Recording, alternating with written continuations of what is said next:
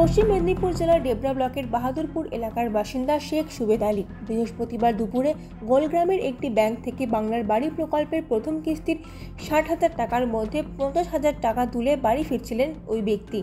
সেই সময় ছিনতাইকারী এসে বাইকে করে তার টাকা নিয়ে পালায়।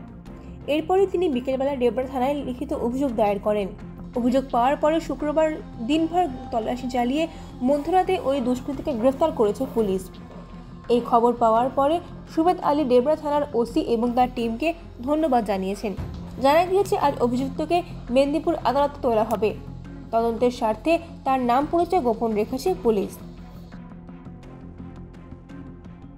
বাংলা আবাস যোজনার টাকা মেসেজ আসছিল, আমরা ব্যাংকে যখন যাই, ব্যাংকে গিয়ে আমি তাকে টাকা তুলি 50,000 টাকা তুলে যখন আমি বাড়ি ফিরি, আর ওই চন্দ্রগ্রাম বলে একটা গ্রাম আছে, সেইখানে পিছনে একটা মন্দির আছে, মন্দিরের পিছনে পুকুর আছে।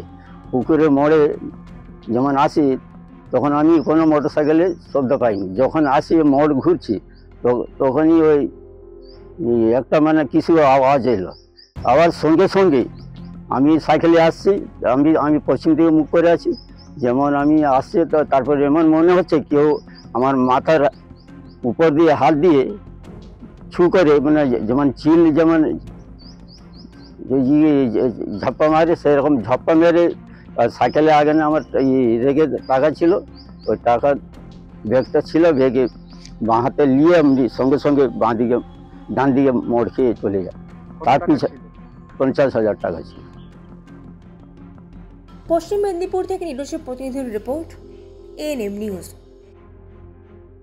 আরও খবরের আপডেট পেতে সাবস্ক্রাইব করুন আমাদের ইউটিউব চ্যানেলটি আর বেল আইকনে ক্লিক করুন নোটিফিকেশনস পেতে।